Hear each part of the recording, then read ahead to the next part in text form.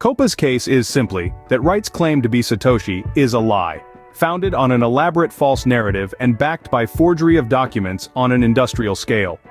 As his false documents and inconsistencies have been exposed, he has resorted to further forgery and ever more implausible excuses. Even before COPA's barrister Jonathan Ho KC cast that first stone in the Royal Courts of Justice in London on Monday, the COPA legal team had made it clear its case would rely heavily on an argument that Wright had spent years using his IT knowledge to invent, doctor and backdate documents to support his claim to be Satoshi.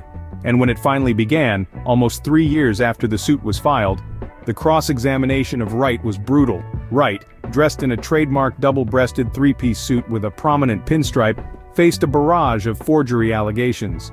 Armed with forensic assessments from 2 experts, Ho presented one document after another with technical details about how, he alleged, they were not what they purported to be.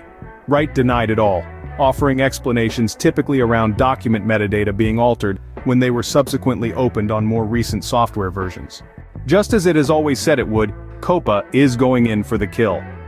The alliance includes more than 20 companies from the tech and cryptocurrency industries, including Block, Coinbase, MicroStrategy, Kraken, Chaincode Labs, and Uniswap.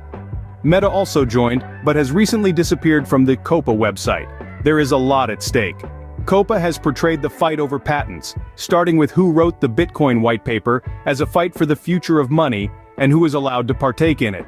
But because COPA is the plaintiff, it must demonstrate that Wright is not who he claims to be. In opening arguments, Wright's counsel, Lord Anthony Grabiner KC, pointed to the absence of any other credible candidate. An interesting feature of this case is the non-appearance of a competing Satoshi Nakamoto claim, he said. It's sort of Hamlet without the prince. Grabiner claimed that while COPA might attack the veracity of the documents Wright had provided, it had been unable to point to any evidence that Wright is not Satoshi. As for N-Chain, when asked whether it still believed Wright was Satoshi and whether it mattered, Marchant said, N-Chain's business model is in no way impacted by the identity of Satoshi Nakamoto. Dr. Craig Wright is one of the world's foremost experts on scalable enterprise blockchain technology, and we are happy to have him as one of our advisors. Whether the truth will set anyone free remains to be seen. Because even if Justice Meller's decision reshapes the way we use the internet and who makes money from it, it is unlikely to end the argument over the identity of Satoshi Nakamoto and the future of his 1.1 million Bitcoin.